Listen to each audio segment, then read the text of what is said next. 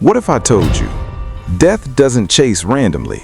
It follows a list, and once your name is on it, you don't get erased, you just get rescheduled. But this story, it starts with a single coin and one girl who saw too much.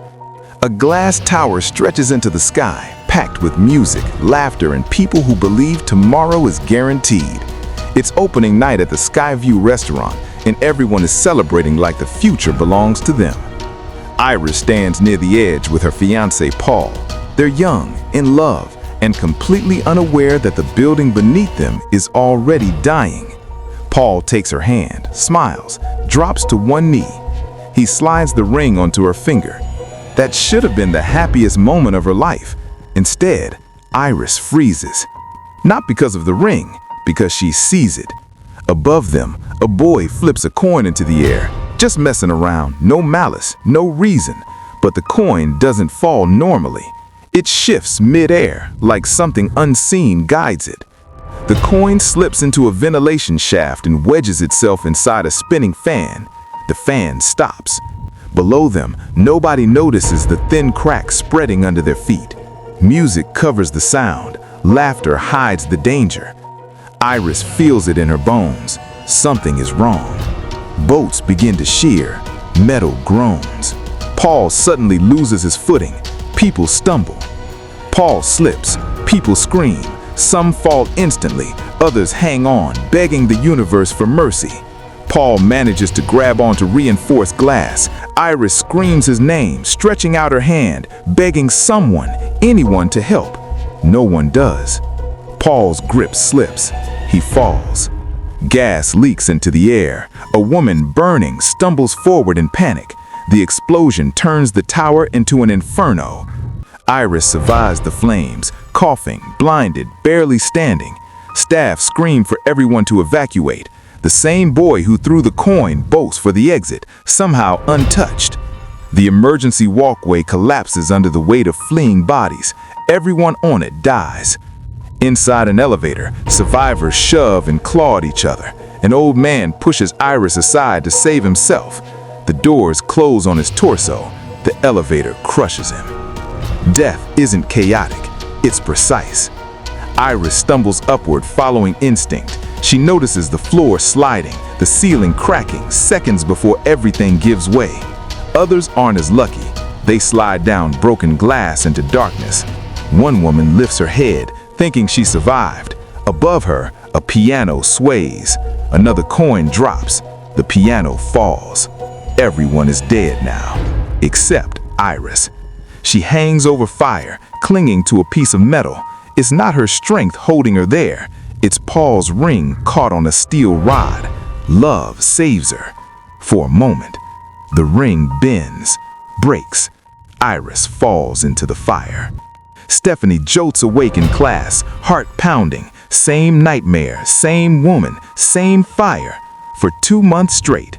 She tells her roommate the truth. In her dreams, the woman is named Iris, her grandmother. A grandmother she's never met and never heard about. At home, every adult dodges the question. Her father smiles too fast. Her uncle changes the subject. Before visiting relatives, they're warned never to say Iris's name. That's when Stephanie realizes something's wrong. This increased Stephanie's suspicions. What really happened to Iris? But when Stephanie mentioned the place from her dream, the Skyview restaurant, Howard and his wife Brenda looked shocked. Stephanie pressed him for answers. Her cousins joined her, eager to know more. Finally, the truth surfaces. Iris didn't die that night. She survived, but she was never the same. After losing her fiancé, Iris became obsessed with preventing death. She kept her children locked inside, terrified something would take them. Eventually, police intervened and removed her from their lives. After Howard and Brenda had their own children, Eric, Julia, and Bobby, Iris began sending disturbing letters filled with warnings and images of dead bodies. They moved away and cut her off completely. Stephanie demands to see the letters. Brenda secretly reveals where they're hidden. The photos inside match Stephanie's dreams perfectly. The nightmares are real. Determined to confront the truth, Stephanie drives alone to Iris's remote mountain hideout. Over an intercom, Iris tells her to leave until Stephanie explains who she is. Before entering, Iris demands she empty her pockets. Inside, the house is a maze of traps. Objects hang from ceilings, spikes line the walls, even the air feels tense. Iris explains everything is protection. As Stephanie moves carefully, Iris warns her not to touch anything. Anything could be a deadly trap. When Iris finally sees her granddaughter, she softens. She asked about Stephanie's mother, Darlene. Stephanie explained she had been separated from her mother since she was 10 and didn't know Darlene's current situation. Stephanie asked about the nightmare. Iris admits the truth. Those visions aren't dreams. She saw a coming disaster. On the rooftop that night, she noticed signs no one else did. Paul was about to propose to her. Iris immediately warned him, the building is about to collapse. She rushed downstairs, quickly grabbed the microphone and asked everyone to look at the ground. Some tried to stop her, but others noticed the cracks under their feet. She interrupted death's design. The building did not collapse. She saved hundreds.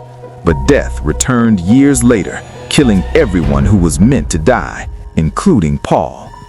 Iris spent her life watching disasters before they happened. Now death had caught up to her.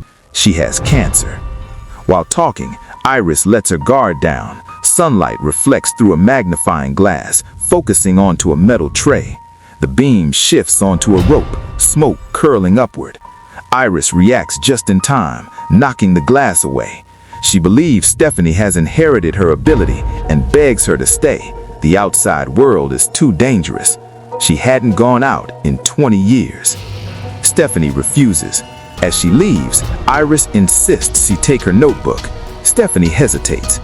Iris suddenly sees another vision: wind, a compass, an extinguisher. She knows stepping outside will kill her, but it is the only way to prove the truth. A gust knocks over the compass. It strikes the extinguisher. The extinguisher launches forward, stabbing Iris through the mouth. Stephanie finally believes. Iris was gone.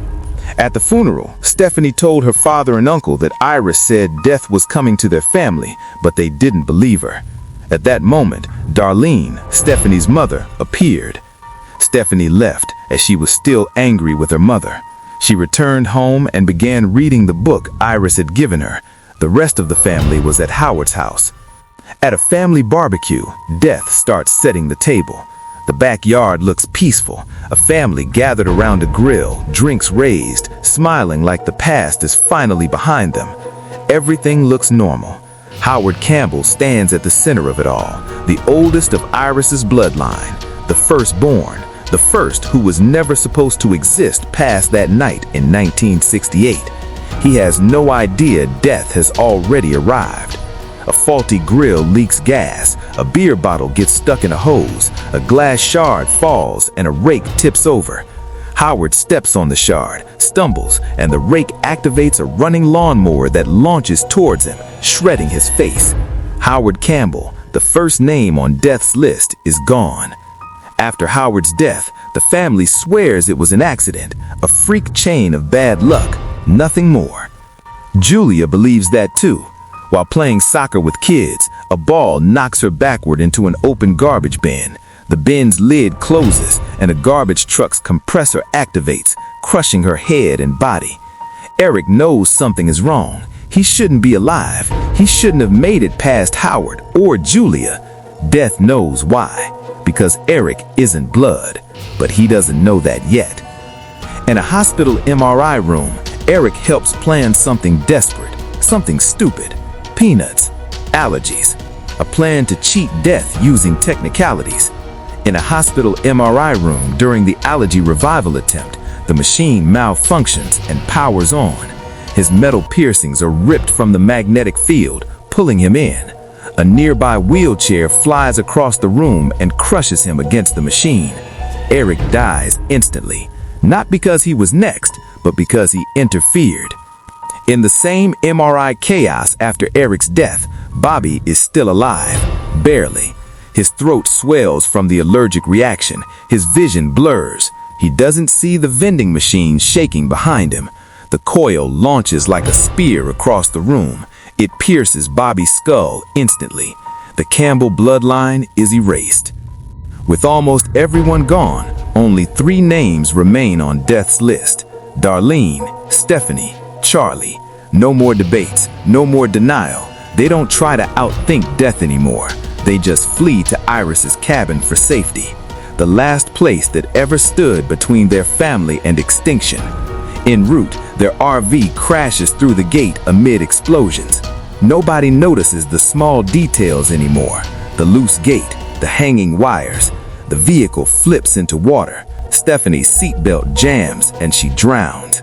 Darlene saves Charlie, but a street lamp, torn loose from the explosion, crashes down from above, and it cuts Darlene in half instantly.